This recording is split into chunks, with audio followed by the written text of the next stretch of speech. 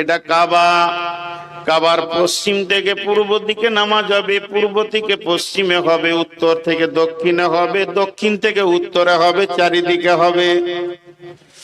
এখন সাহাবীদের ভিতরে বিশ্ব নবী প্রশ্ন করছেন, ওগো তোমরা বলো আমি আজকে মুসল্লাটা কোন জায়গায় রেখে নামাজ শুরু করব, ইমামতি করব।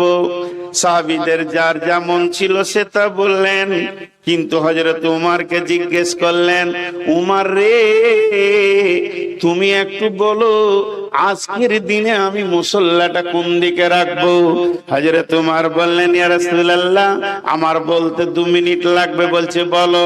বলি, ইয়া রাসূলুল্লাহ এটা কাবার পশ্চিম দিক, এটা কাবার পূর্ব দিক, এটা কাবার উত্তর দিক, এটা কাবার দক্ষিণ দিক, কিন্তু একটা জিনিস খেয়াল করেন, আমার আল্লাহ কাবার পূর্ব দিকটা কত ভালোবেসেছেন।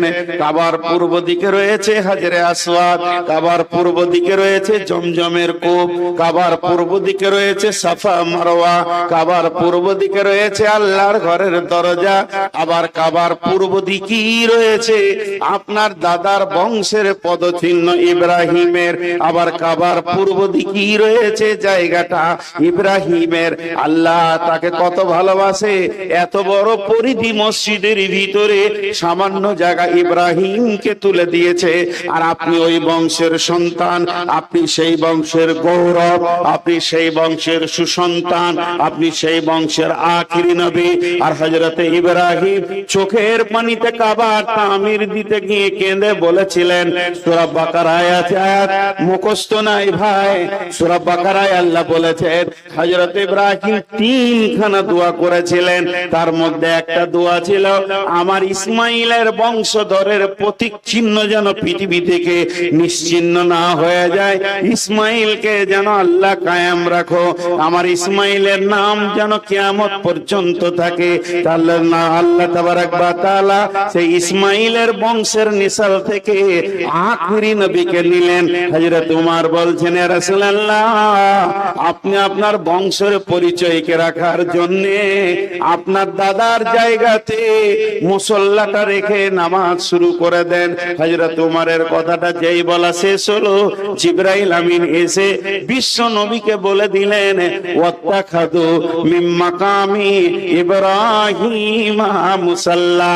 হযরত উমর যেটা বলেছেন আমার আল্লাহকে ওটাই ভালো লেগে গেছে। ও নবী মুহাম্মদ তুমি মুসল্লাটা ওই জায়গায় রেখে নামাজ শুরু করে দাও যেখানে ইব্রাহিমের জায়গা। আজও কাবার ইমাম দাঁড়ায় কোথায়? মাকামে ইব্রাহিমে দাঁড়ায়। আজও ইমাম সেখানে নামাজ পড়ায়। রেজিস্ট্রেশন হয়ে গেছে কোরআনে। এটা লালগোলার রেজিস্ট্রি অফিসের রেজিস্ট্রি নয়, এটা আমার বর্ধমানের রেজিস্ট্রি অফিসের রেজিস্ট্রি নয়, এটা স্বয়ং আল্লাহ রেজিস্ট্রি করেছেন। 2টি জিনিসকে কোরআনে পৃথিবীর কোন বাদশা কেটে দিতে পারবে না, পৃথিবীর কোন নবী কেটে দিতে পারবে না।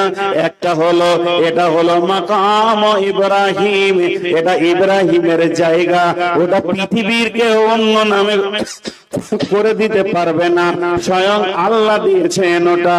আর দ্বিতীয় হলো তুমি মুসল্লা রাখো এখানে, এটা আমার রব বলে দিয়েছেন। আজও মুসল্লা সেখানেই রাখা হয়।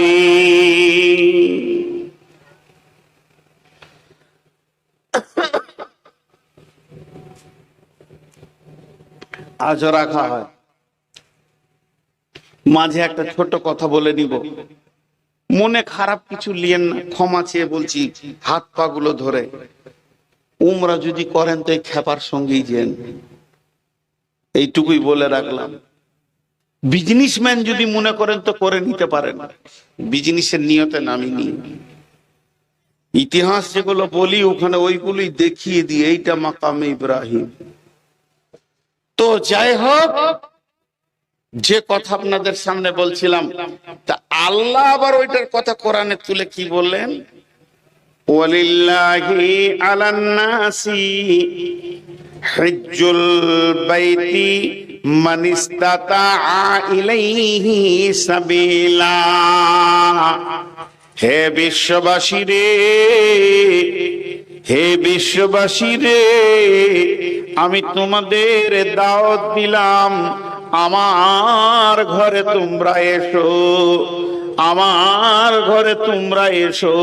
যদি তোমাদের ইস্তাতাত আমার ঘরে পৌঁছানোর ক্ষমতা হয়ে যায়, হে আমার গোলামের দল, তোমরা আমার ঘরে এসো, এসো। তাহলে ওখানে ডাকলেন কেন? এইগুলো দেখবেন। এগুলো দেখলে কি হবে? আপনার জজবা বাড়বে, ইমানি জজবা। তো যাই হোক, মুফাসসিরিনদের মত হচ্ছে হযরত ইব্রাহিম আলাইহিস সালামকে এত সম্মান দেওয়ার কারণটা কি, যে যত নবী এসেছিলেন সব থেকে বেশি ইব্রাহিম আলাইহিস সালামকে